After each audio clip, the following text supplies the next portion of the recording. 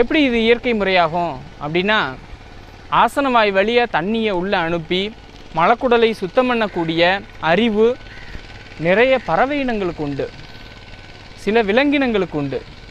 இயற்கையிலேயே சொல்லப்பட்டிருக்கிறது தான். இயற்கையிலேயே விலங்குகளுக்கும் பறவைகளுக்கும் சில பறவை இனங்கள் விலங்கு இனங்களுக்கு இந்த அறிவு உண்டு. மனிதனுக்கும் ஆசனவாய் வழியாகவே தண்ணியை ஏற்றிக்கிற இந்த தன்மை இயல்பாகவே இருந்தது, இயற்கையாகவே இருந்தது. இப்போ பரிணாம வளர்ச்சியில் விலங்குகள் அதுக்கடுத்து மனிதர்களாக நம்ம வந்து பரிணாம வளர்ச்சி அடைஞ்சிருக்கிறோம். நாய் எப்படி தண்ணி குடிக்கும்? விலங்குல நாய் வந்து நக்கி தான் குடிக்கும். குதிரை எப்படி தண்ணி குடிக்கும்? ஆடு மாடு எப்படி தண்ணி குடிக்கும்? உதட்டால் உறிஞ்சி குடிக்கும். இப்போ பரிணாம வளர்ச்சியில் நாய் நக்கி குடிக்குது, குதிரையெல்லாம் உதட்டால் உறிஞ்சி குடிக்குது. மனுஷன் எப்படி குடிக்கிறான்? மனுஷனால் நக்கி குடிக்கவும் முடியும், உதட்டால் உறிஞ்சி குடிக்கவும் முடியும். இது வந்து நாயா விலங்கா நம்ம பிறந்ததினுடைய அறிவு. அந்த அறிவு நம்மளுக்கு இருக்கிறதுனால தான் நம்மளால் அந்த மாதிரி தண்ணி குடிக்க முடியுது. இப்போ பரிணாம வளர்ச்சியினுடைய நியதி என்ன அப்படின்னா, இந்த நக்கி குடிக்கிறது, உதட்டால் உறிஞ்சி குடிக்கிறது, இந்த அறிவு போக அதிகப்படியான தண்ணியை உடம்புக்குள்ளே இழுக்கக்கூடிய அறிவு, அதிகப்படியான ஒரு அறிவு மனிதனுக்கு ஏற்படணும் அப்படிங்கிறது இயற்கையினுடைய நியதி.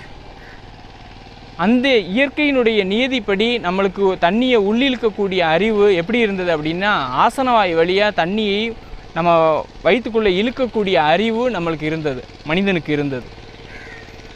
ஆனால் அந்த அறிவு காலப்போக்கில் வந்து காணாமல் போயிடுச்சு. மனிதனுக்கு இருக்கக்கூடிய அறிவு எல்லாமே பயிற்சி பண்ணால் தான் வரும், பயிற்சி பண்ணலைன்னா வராது. ஏன்னா மனுஷன் வந்து பயிற்சி பண்ணால் தான் நடக்கக்கூட முடியும், இல்லைன்னா பயிற்சி இல்லை அப்படின்னா நடக்கக்கூட முடியாது. ஆனால் ஆடு மாடெலாம் பயிற்சி இல்லாமல் பிறந்தவுடனே நடந்துருது. நாம் பிறந்தவுடனே நடந்தோமா? அம்மா பயிற்சி கொடுத்து, அப்பா பயிற்சி கொடுத்து, தாத்தா பாட்டி எல்லோரும் நரவண்டி செஞ்சு கொண்டாந்து பயிற்சி கொடுத்து, அந்த பயிற்சிக்கு பின்னாடி தான் நடந்தோம். நம்மளுக்கு பயிற்சி இருந்தால் தான் நம்மளுக்கு அந்த அறிவு இருக்குமே ஒழிய, பயிற்சி இல்லைன்னா அந்த அறிவு இருக்காது. அப்படி நம்மளுக்கு அந்த பயிற்சி இல்லாதனால, அதை பற்றி ஒரு கருதாதனால மனிதனுக்கு ஆசனவாய் வழியாக இயற்கையாகவே தண்ணியை உறிஞ்சி எடுக்கக்கூடிய அறிவு காணாமல் போயிடுச்சு. ஆனால் நிறையா பெரியவங்களுக்கு நம்மளுடைய இலக்கியங்களில் சில பெரியவங்கள்ட்ட கேட்டிங்கன்னா தெரியும், ஆசனவாய் வழியாக நீரை உறிஞ்சி எடுக்கக்கூடிய பயிற்சியின் மூலமாக அந்த அறிவை பெற்ற பெரியவங்க நிறைய பேர் இருக்கிறாங்க. அப்போ இது இயற்கைக்கு உட்பட்டதானே ஒழிய இது ஒன்றும் செயற்கைத்தனம் கிடையாது. அப்படியே இது ஆமாம் இது செயற்கைத்தனம் அப்படின்னு நீங்கள் சொன்னீங்க அப்படின்னா தாராளமாக செயற்கைத்தனத்தை செய்யுங்க, ஒன்றும் பிரச்சனையே கிடையாது. ஏன்னா நம்ம ஆரோக்கியமாக வாழ்கிறதுக்காக ஒரு செயற்கைத்தனமான ஒரு செயலை செய்கிறதுல ஒன்றும் தப்பு கிடையாது. நம்ம சாப்பிட்றோம்ல சாப்பாடு, அது இயற்கையாக இருக்கா? இயற்கையான சாப்பாடு பீஸாவும் பர்கரும் இயற்கையா? இன்றைக்கி நம்ம குடிக்கக்கூடிய கூல்ட்ரிங்க்ஸ் எல்லாம், தாகத்தை தீர்க்கக்கூடிய பானங்கள் எல்லாம் இயற்கையா? செயற்கை தானே. நம்ம சாப்பிட்றோம் இல்லையா, சமைச்சு சாப்பிட்றோம் இல்லையா, அது பூரா இயற்கையா? செயற்கை தான். நம்ம சாப்பிடக்கூடிய அரிசி நெல் ரகம் வந்து இயற்கையாக உருவான நெல் ரகமா? மனிதனாக செயற்கையாக உருவாக்கப்பட்ட ஒரு நெல் ரகம். இதுதான் சாப்பிட்றோம்.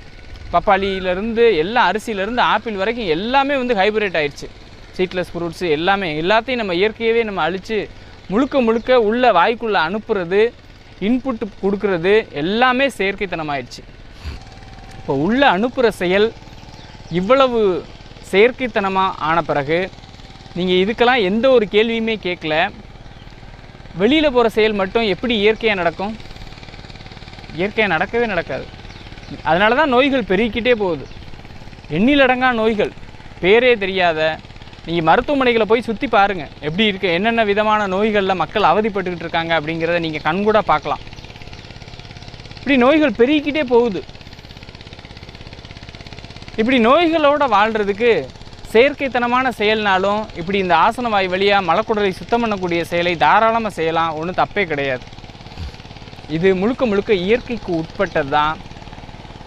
இல்லை செயற்கைன்னு நீங்கள் சொன்னீங்கன்னா தாராளமாக செயற்கை, ஆமாம் செயற்கை தாராளமாக செய்யுங்க. உள்ளே அனுப்புகிற சாப்பாடு செயற்கையாச்சு, அதனால் வெளியில் அனுப்புகிற முறையும் செயற்கையாகுது. இதனால் ஒன்றும் துளி அளவு கூட தவறே கிடையாது. இனிமா கருவியை பயன்படுத்தும் பொழுது ஆசனவாயில் புண் ஏற்பட வாய்ப்பு உள்ளதா? கண்டிப்பாக வாய்ப்பே கிடையாது. ஆசனவாயில் புண் எதுக்காக ஏற்படும் தெரியுமா? எப்படி ஏற்படும் தெரியுமா? மலச்சிக்கல்னால தான் ஏற்படும். இப்படி மலச்சிக்கலை தீர்ப்பதனால் ஒருபோதும் ஆசனவாயில் புண் ஏற்படாது. அப்படியே உங்களுக்கு ஏற்கனவே ஆசன வாயில் புண்ணு இருக்குது அப்படின்னாலும் இந்த மாதிரி மலை சுத்தம் பண்ண பண்ண ஆசன வாயில் இருக்க புண்ணு தானே ஆறிடும். அப்படி ரொம்ப பயமாக இருந்துச்சு அப்படின்னா அந்த இனிமா கோழையினுடைய அந்த ஆசன வாயில் செருகக்கூடிய அந்த டீப்பின் மேலே விளக்கெண்ணெயை நம்ம தடவிக்கலாம். விளக்கெண்ணெயை நம்ம தடவிக்கிட்டு ஆசன வாய் வழியாக செருகிக்கிட்டோம் அப்படின்னா அந்த விளக்கெண்ணெயினுடைய வளவளப்பு தன்மைக்கு இயல்பாக ஆசன வாய்க்குள்ளே போயிடும். ஆசன வாய்க்குள்ளே தண்ணி பீச்சி அடித்து இயல்பாக நம்ம 2 பாத்ரூம் போயிடுவோம். அதனால் புண் ஏற்பட வாய்ப்பே கிடையாது, தாராளமாக செய்யலாம். சில பேருக்கு பைல்ஸ் இருக்கும். பைல்ஸு அப்படின்னா அதான் அந்த ஆசன வாயில் புண்ணு அப்படின்னு சொல்லி ரொம்ப பயப்படுவாங்க. தாராளமாக ஆசனம் பைல்ஸ் இருக்கா, தினம் தினம் நீங்கள் வந்து இனிமா எடுங்க. தினம் தினம் இதே மாதிரி நீங்கள் குடல் சுத்தம் பண்ணிகிட்டே வாங்க. நித்திய பஞ்ச சுத்தி முறை ஒவ்வொரு நம்ம சொல்லக்கூடிய இந்த 5 விதமான சுத்தி முறைகளும் செஞ்சுக்கிட்டே வாங்க. கண்டிப்பாக பைல்ஸ் வந்து சரியாகும். பைல்ஸ் மட்டும் கிடையாது, எல்லா நோய்களும் சரியாகும். பைல்ஸ் இருந்தாலும் நீங்கள் அந்த கத்தீட்ரில் அந்த ஆசன வாயில் செருகக்கூடிய இடத்துல எண்ணெயை தடவிக்கிட்டு ஆசன வாயில் செருகி நீங்கள் வந்து இனிமா எடுத்து குடல் சுத்தம் பண்ணி ஆரோக்கியமாக வாழ முடியும். நமது காலத்தில் வாழ்ந்த பெரியவர்களில் யாருக்காவது இந்த பழக்கம் இருந்ததா? கண்டிப்பாக இருந்தது. இன்றைக்கும் இந்த மாதிரியான குடல் சுத்தம் பண்ணி வாழக்கூடிய ஒரு ஆரோக்கியமாக வாழக்கூடிய பெரியவங்க நிறையா பேர் இருக்கிறாங்க. நான் பார்த்துக்கிட்டு தான் இருக்கிறேன். இந்த தேசத்திலேயே, இந்திய தேசத்திலேயே மிக உயரிய பதவி பிரதம மந்திரி. அந்த பிரதம மந்திரியாக இருந்த ஒரு பெரியவர் மொரார்ஜி தேசாய். இந்த மொரார்ஜி தேசாய்க்கு தினம் தினம் இந்த மாதிரியான குடல் சுத்தம் பண்ணக்கூடிய பழக்கம் இருந்தது. இந்த குடல் சுத்தம் பண்ணுறதை பற்றி இந்திய பாராளுமன்றத்திலேயே அவர் பேசியிருக்கிறார். பேசின பதிவுகள்லாம் இருக்குது.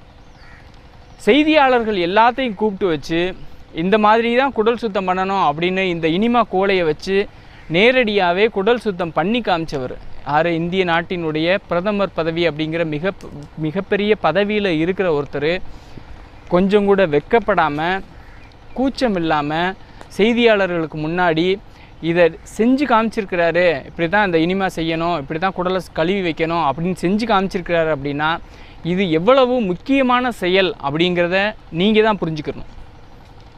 நிறைய காந்தியவாதிகளுக்கு இந்த பழக்கம் உண்டு.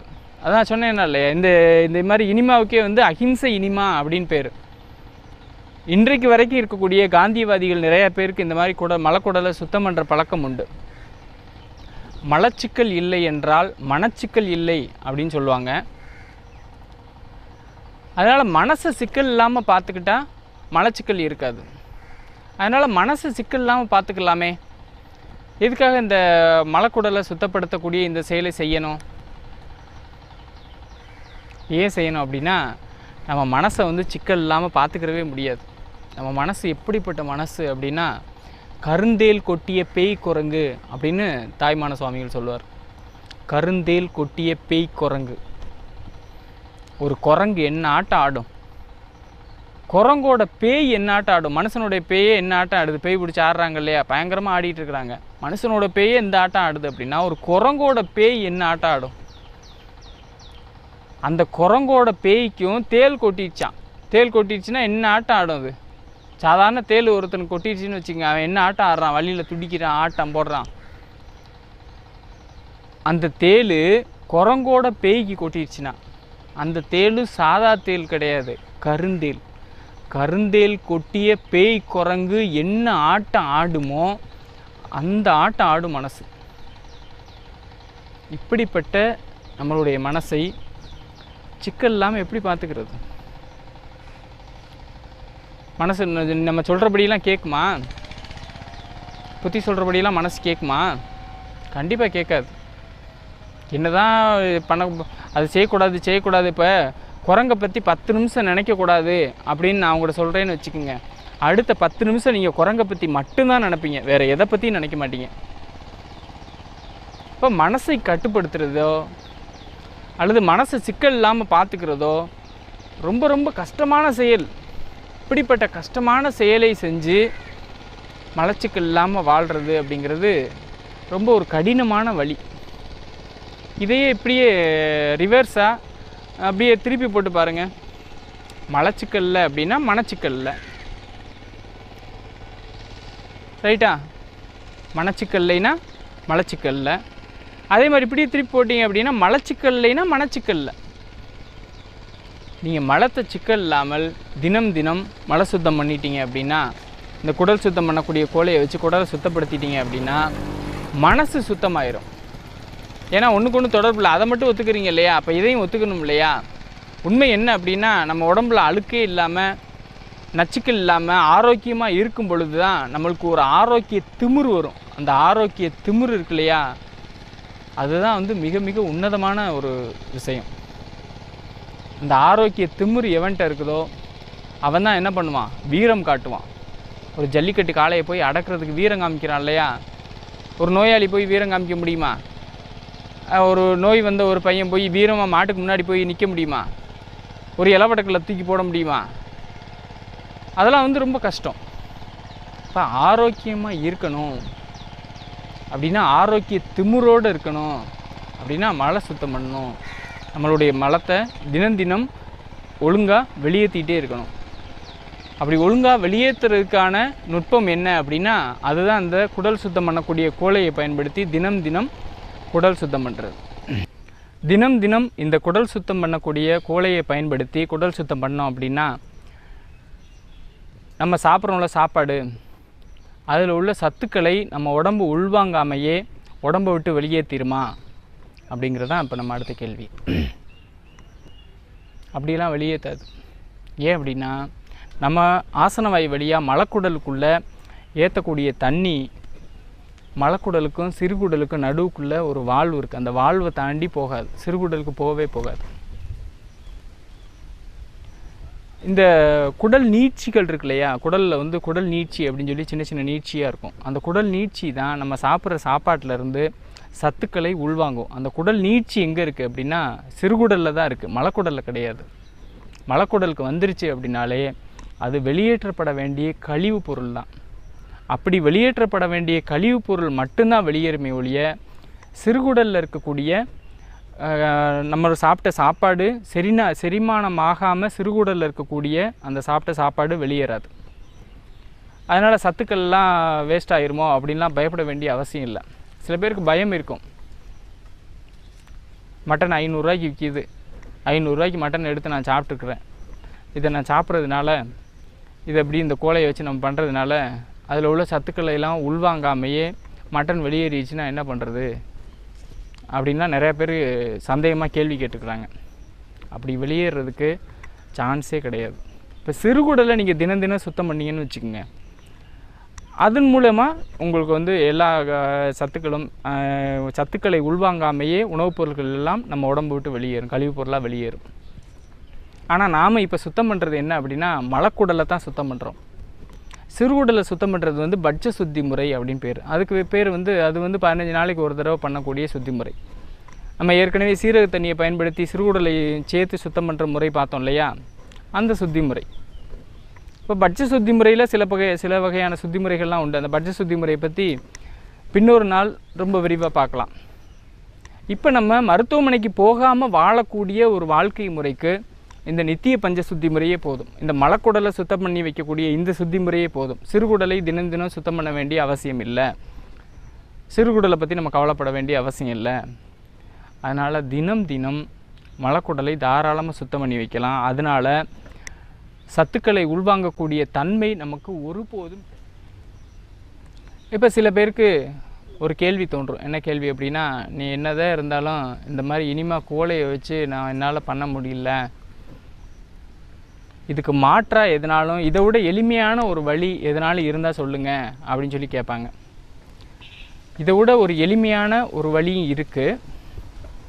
ஆனால் அந்த வழியை தினம் தினம் நம்ம பின்பற்றுறோம். இந்த குடல் சுத்தம் பண்ணுறதுக்கு மாற்றாக அதை பண்ணுறோம். அதாவது இந்த இனிமா கோலையை பயன்படுத்தி, இந்த குடல் சுத்தம் பண்ணக்கூடிய கோலையை பயன்படுத்தி குடல் சுத்தம் பண்ண முடியாத நாட்களில், பண்ண வாய்ப்பு இல்லாத நாட்களில் எளிமையாக பண்ணக்கூடிய ஒரு சுத்தி முறை இருக்குது, ஒரு பழக்கம் இருக்குது. விதி விலக்கு, இந்த குடல் சுத்தம் பண்ணலை அப்படின்னா விதி விலக்காக ஒரு முறை இருக்குது. அது என்ன முறை அப்படின்னா, திரிபலா சாப்பிட்றது. திரிபலானா என்ன தெரியும் இல்லையா உங்களுக்கு?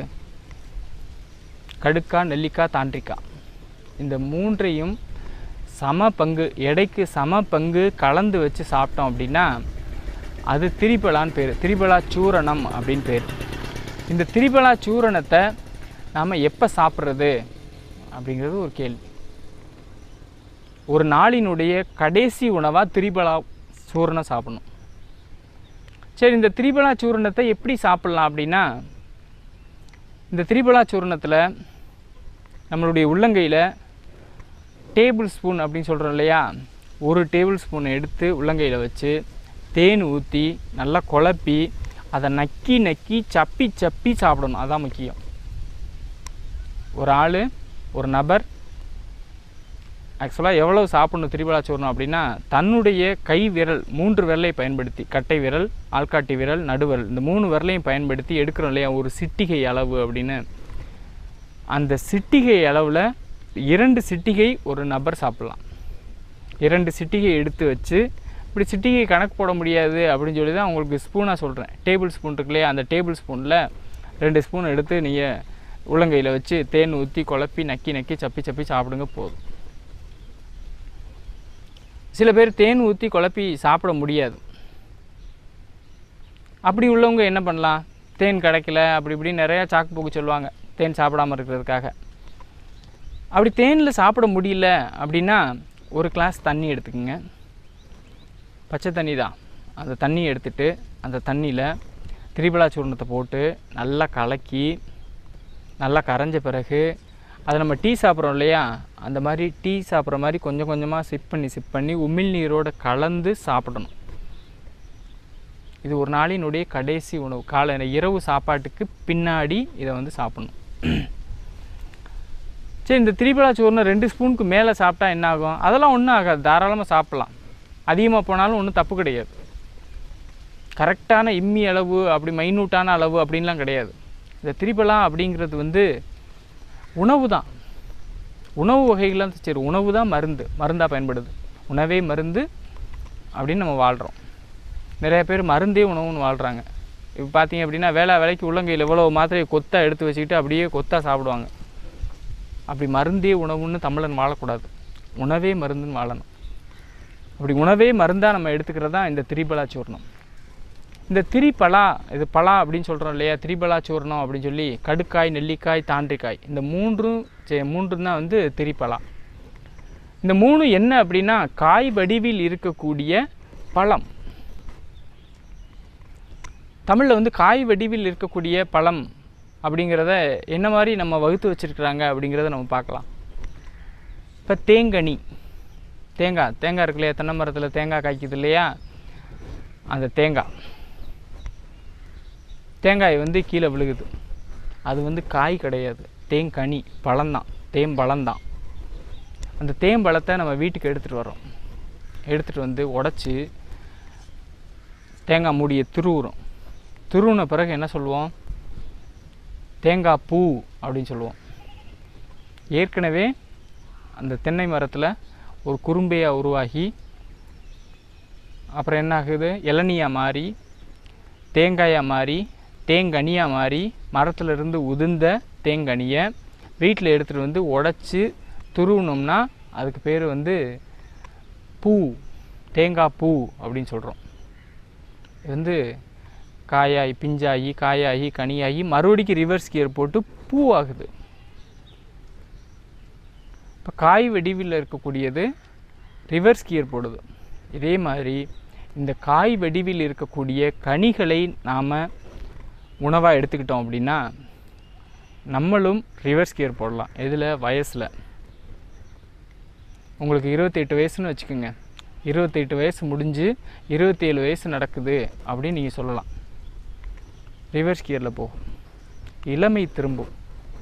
இந்த காய் வடிவில் இருக்கக்கூடிய கனிகள், இந்த காய் வடிவில் இருக்கக்கூடிய கனிகளை சாப்பிட்டோம் அப்படின்னா இளமை திரும்பும். இளமை திரும்புதுன்னா என்ன அப்படின்னா நம்ம ஆரோக்கியமாக மாறுறோம் அப்படின்னு அர்த்தம். அதே மாதிரி தான் இந்த கடுக்காய், நெல்லிக்காய், தாண்டிக்காய், இந்த 3 வந்து காய் வடிவில் இருக்கக்கூடிய கனிகள். இவைகளை நம்ம சாப்பிட்றோம் அப்படின்னா நாம் ஆரோக்கியமாக வாழலாம், இளமையோடு வாழலாம். இதை ஒரு நாளினுடைய கடைசி உணவாக சாப்பிட்ணும். இந்த தண்ணியில் கலக்கி டீ சாப்பிட்ற மாதிரி சாப்பிட்றோம் இல்லையா, அந்த மாதிரி சாப்பிட்லாம். இல்லை வேறு விதமாக சாப்பிட்லாம். என்ன சாப்பிட்லாம், கொஞ்சோண்டு சுடு சாதத்தை, சுடு சோறை எடுத்து நம்ம தட்டில் வச்சு இந்த திரிபலா சூர்ணத்தில் 2 ஸ்பூனை போட்டு கொஞ்சோண்டு நெய் விட்டு பிசைஞ்சு சாதத்தோடு பிசைஞ்சு நம்ம சாப்பிட்லாம். நம்ம பருப்பு பொடி போட்டு சாப்பிட்றோம் இல்லையா, அந்த மாதிரி நெய்யும் திரிபலா சூர்ணமும் சாதமும் கலந்து நம்ம சாப்பிட்டோம் அப்படின்னா நல்லாயிருக்கும். இந்த மாதிரி சாப்பிட்லாம். இந்த திரிபலா சூர்ணம் சாப்பிட்டோம் அப்படின்னா மறுநாள் காலையில் மோஷன் வந்து ரொம்ப ஃப்ரீயாக இருக்கும். டூ பாத்ரூம் வந்து ரொம்ப இயல்பாக அழகாக நம்ம கழிஞ்சு போயிடும். இந்த திரிபலா சூர்ணம் ஒரு நாளினுடைய இரவு உணவுக்கு பின்னாடி கடைசி உணவாக சாப்பிட்றோம் இல்லையா, இப்படி சாப்பிட்டுட்டு வரையிலேயே திரி கடுகு சூர்ணம் அப்படின்னு ஒரு சூர்ணம் இருக்குது. திரி கடுகு சூர்ணம்னா என்ன அப்படின்னா, சுக்கு மிளகு திப்பிலி இது 3ம் கலந்த சமபங்குக்கு எடைக்கு சமபங்கு கலந்த ஒரு கலவை தான் வந்து திரிகடுகு சூர்ணம். இந்த திரிகடுகு சூர்ணத்தை ஒரு நாளினுடைய முதல் உணவாக எடுத்துக்கணும்.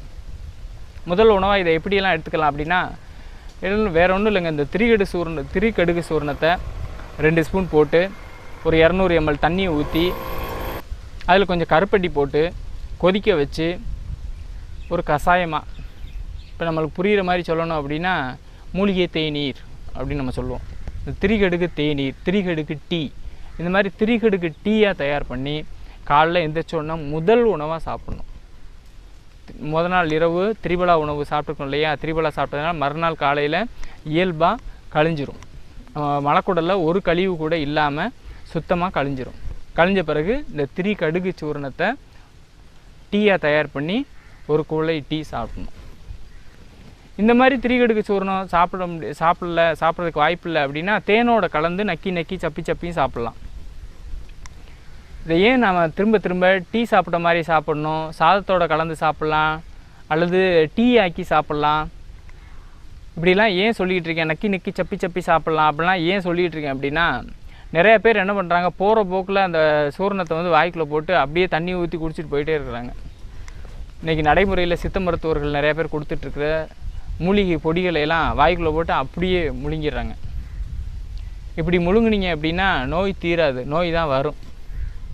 எப்படி நோய் வரும் அப்படின்னா, உங்களுக்கு உப்புமா கிண்ட தெரியும் இல்லையா, உப்புமா கிண்ட தெரியாத ஒருத்தரை உப்புமா கிண்ட சொன்னால் என்ன நடக்கும், அதில் அந்த பப்புள்ஸ் மாதிரி அந்த ரவையெல்லாம் கட்டியாக சேர்ந்து போய் இருக்கும். உப்புமாவில் நம்ம வந்து பார்க்கலாம். இதே மாதிரி நீங்கள் மூலிகை பொடிகளை வாய்க்குள்ளே போட்டு உடனே தண்ணியை ஊற்றி குடிச்சிட்டு போயிட்டு ஒரு 2 ஸ்பூனு போட வேண்டியது, தண்ணியை ஊற்றி அப்படியே முழுங்கிட்டு போயிட்டே இருக்க வேண்டியது. இந்த மாதிரி முழுங்குனீங்கன்னா அந்த மருந்தாக வேலையே செய்யாது. உள்ளே போய் அந்த மூலிகையெல்லாம் சேர்ந்து வேறு விதமான விளைவுகளை ஏற்படுத்தும். அதனால தான் நான் திரும்ப என்ன சொல்கிறேன் அப்படின்னா, நக்கி சப்பி சாப்பிடணும் மூலிகை சூர்ணத்தை அப்படின்னு நான் சொல்லிகிட்டு இருக்கிறேன். சாப்பிட தெரியாமல் சாப்பிட்டோம் அப்படின்னா அதனால் நோய் தான் வரும். அதுக்கப்புறம் நம்ம பெரியவங்க சொன்னதெல்லாம் சரியில்லை, நல்லா பண்ணலை, அது பண்ணல, இது பண்ணல அப்படின்னு சொல்லி அவங்கள குறை சொல்லிகிட்டே போயிட்டுருக்குறோம். இதுதான் நடைமுறையில் நம்ம வந்து பார்த்துட்ருக்குறோம். எப்படி சாப்பிட சொல்கிறாங்களோ அப்படி சாப்பிடணும். இன்றைக்கி நடைமுறை சித்த மருத்துவத்திலே நிறைய என்ன தப்பு பண்ணிகிட்ருக்காங்க அப்படின்னா, சூரணமாக கொடுக்கக்கூடாதாமா, ஆங்கில மருத்துவத்தை காப்பி அடித்து டேப்லெட்டாக கொடுக்கணுமாமா. சூரணத்தை வந்து டேப்லெட் மாதிரி வடிவமைச்சிட்டாங்க. அது என்னத்தை போட்டு அந்த மாதிரி டேப்லெட் மாதிரி கொண்டு வராங்கன்னு தெரில. அது அப்படியே உருண்டையாக உள்ள சாப்பிட்றது. இதோட கொடுமை என்ன அப்படின்னா, கேப்சூல், டீப் மாத்திரை. அலோபதிக் மருத்துவத்தில் டீப் மாத்திரை கொடுக்குறாங்களாம், கேப்சூல் கொடுக்குறாங்களாம். அதே மாதிரி நானும் கேப்சூல் கொடுக்குறேன் அப்படின்னு சொல்லி கேப்சூலுக்குள்ளே அடைச்சி மூலிகை பொடிகளையெல்லாம் போட்டு அடைச்சி கேப்சூல் மாதிரி பண்ணிடுறாங்க. அந்த மூலிகை கேப்சூலுக்குள்ளே அடைக்கப்பட்ட அந்த மூலிகை பொடியெல்லாம் என்ன ஆகுது, நாளாக அப்படியே உள்ளக்க கட்டி மாதிரி சேர்ந்து போயிடுது. நீங்கள் கேப்சூல் எடுத்து இப்படி ஆட்டி பார்த்தீங்கன்னு வச்சுக்கோங்க, கொடன்னு உள்ளக்க ஆடும். பொடியாக தான் போட்டு அடைச்சிருப்பாங்க. ஆனால் நாளாக அவங்க எக்ஸ்பைரி டேட்டுன்னு குறிப்பிட்ட டேட்டுக்கு முன்னாடியே, ஏன் தயாரித்து 2-3 மாதத்துக்கு பின்னாடியே கூட 2-3 மாதத்துலேயே கூட உலக்கில் உள்ள மூலிகை பொடிகள் எல்லாம் கட்டியாக சேர்ந்து இறுக்கமாயிரும். அந்த கேப்சூல் எடுத்து ஆட்டி பார்த்தோம்னா கடன்னு ஆடும். அதெல்லாம் சாப்பிட்டா என்ன ஆகும், வயிற்றுக்குள்ளே போய் அப்படியே அந்த மூலிகைகளை வந்து தேங்கி நின்றும். தேங்கி நின்று அதுவே நோயை ஏற்படுத்தும். அதனால் நம்ம பெரியவங்க சூரணத்தை எப்படி சாப்பிட சொன்னாங்களோ அப்படி தான் சாப்பிடணும். எப்படி சாப்பிட சொன்னாங்க? இளநீரோடு கலந்து சாப்பிட சொன்னாங்க, சாதத்தோடு கலந்து சாப்பிட்லாம், தேனோடு கலந்து சாப்பிட்லாம், தண்ணியோடு கலந்து சாப்பிட்லாம், ஒரு கஷாயமாக பண்ணி சாப்பிட்லாம். இந்த மாதிரி தான் சாப்பிடணுமே ஒழிய கேப்சூலாக பண்ணி சாப்பிட்றேன், டேப்லெட்டாக பண்ணி சாப்பிட்றேன், அப்படியே வாய்க்குள்ளே போட்டு போகிற போக்கில் தண்ணியை ஊற்றி கடக்குன்னு முழுங்கிட்டு போகிறேன், இந்த மாதிரிலாம் வெகண்டாவாதமாக பண்ணக்கூடாது. வெகண்டாவாதமாக பண்ணோம் அப்படின்னா நோய் வந்து தான் செத்து போயிடும். நோய் வந்து செத்து போயிடக்கூடாது அப்படிங்கிறதுக்காக தான் நம்ம பெரியவங்க அவ்வளவு தமிழ் இலக்கியங்களையும் அவ்வளவு மருத்துவ நூல்களையும் எழுதி வச்சுருக்கிறாங்க. மருத்துவ பழமொழிகளாக சொலவடைகளாக மிகப்பெரிய ஒரு மருத்துவ வாழ்வியலை நமக்கு கொடுத்துட்டு போயிருக்காங்க. இதையெல்லாம் பயன்படுத்தி நம்ம எப்படியாவது நம்ம ஆரோக்கியமாக வாழ்ந்துடணும். அதுதான் நம்ம மூத்தோர்களுக்கு செய்யக்கூடிய கடன். நீத்தார் கடனே அதுதான். நம்மளுடைய ஆரோக்கியமான வாழ்வு தான் நீத்தார் கடன். நீத்தார் கடன் செய்கிறேன் அப்படின்னு சொல்லி சடங்கு முறைகளாக செஞ்சுக்கிட்டு சும்மா சடங்கு முறைகளாக போய் நீர்நிலைகளை போய் அசிங்கப்படுத்துறது, இந்த மாதிரி செய்கிறத நம்ம முன்னோர்கள் ஒருபோதும் விரும்பலை. நம்ம முன்னோர்கள் விரும்பியதெல்லாம் என்ன அப்படின்னா ஒரு ஆரோக்கியமான ஒரு ஆனந்தமான வாழ்வியலை தான். நம்ம ஆரோக்கியமாக ஆனந்தமாக வாழ்ந்தோம்னா போதும், நீத்தார் கடனை நாம் வந்து தீர்த்திடலாம். நீத்தார் கடனை தீர்த்திடலாம். நாமளும் பிறவி பிணி அறுத்து இறைவனினுடைய திருப்பதம் அடைஞ்சிடலாம். இப்போ நான் சொன்னேன் இல்லையா, அந்த காலையில் எந்திரிச்ச உடனே திரிகடுகு சூர்ணமும் கடைசி உணவாக இரவு சாப்பாட்டுக்கு பின்னாடி திரிபலா சூர்ணமும் சாப்பிட்ற இந்த முறை வந்து இந்த மாதிரி இனிமா குவளையை பயன்படுத்தி குடல் சுத்தம் பண்ணாத நாட்களில் செய்யக்கூடிய விதிவிலக்கான செயல். விதிவிலக்குகள் ஒருபோதும் விதியாகாது. இந்த இனிமா குவளையை வச்சே குடல் சுத்தமே பண்ணாமல் இந்த சூர்ணத்தை மட்டுமே சாப்பிட்டுட்டு வந்து சரியாயிருமா அப்படின்னு கேட்டால் முழுக்க சரிப்படுத்த முடியாது. ஏன்னா நம்மளுடைய உணவு கலாச்சார சீரழிவு, பீஸா பர்கர் அப்படின்னு சொல்லி, ஃப்ரைட் ரைஸ், எக் நூடுல்ஸ் அப்படின்னு சொல்லி உணவு கலாச்சாரம் ஒரு கண்டம் விட்டு கண்டம் ஒரு கொடூரமான உணவு கலாச்சார திரிவுக்கு ஆட்பட்டோம். இப்படிப்பட்ட இந்த காலகட்டத்தில் நம்மளுக்கு இருக்கக்கூடிய ஒரே தீர்வு தினம் தினம் குடல் சுத்தம் பண்ணுறது தான். இந்த இனிமா கோலையை பயன்படுத்தி குடல் சுத்தம் பண்ணக்கூடிய கோலையை பயன்படுத்தி குடல் சுத்தம் பண்ணுறது தான். அப்படி குடல் சுத்தம் பண்ண முடியாத நபர்கள் அல்லது ஆரோக்கியமாக இருக்கிற ஒருத்தர், நோயிலிருந்து மீண்டு வர்றதுக்கு பயன்படுத்தாமல் ஆரோக்கியமாக இருக்க ஒருத்தர் ஆரோக்கியத்தை தக்க வச்சுக்கிறதுக்காக நித்திய பஞ்ச சுத்தி முறையை பின்பற்றார் அப்படின்னா அவர் ஒரு வாரத்துக்கு 2 தடவை குடல் சுத்தம் பண்ணலாம். மீதி நாட்கள் இந்த திரிபலா திரிகடுகு சூர்ணத்தை சாப்பிட்டு பயன்படுத்திட்டு போயிட்டே இருக்கலாம். இந்த திரிபலா திரிகடுகு அப்படிங்கிறது குடல் சுத்தம் பண்ணக்கூடிய இந்த கோலையை பயன்படுத்தி குடல் சுத்தம் பண்ணுறதுக்கு விதி விலக்கு தானே தவிர விதி கிடையாது. விதி விலக்குகள் ஒருபோதும் விதியாகாது.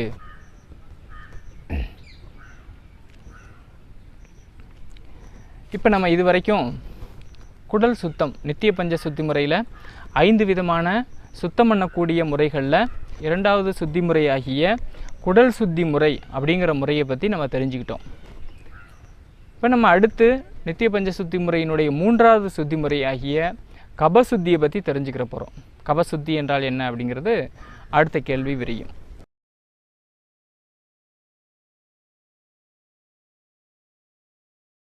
இந்த மாதிரி நிறைய நல்ல விஷயங்களை தெரிஞ்சுக்கணும்னா மரபு நியூஸ்க்கு சப்ஸ்கிரைப் பண்ணுங்க, கூடவே இருக்கிற பெல் பட்டனை பிரஸ் பண்ணுங்க, லைக் பண்ணுங்க, ஷேர் பண்ணுங்க, உங்க கருத்துக்களை கமெண்ட் பண்ணுங்க. மரபு சார்ந்த நல்ல பொருட்கள் வாங்க நல்ல இடம். அமுத சுரபி 701060 215.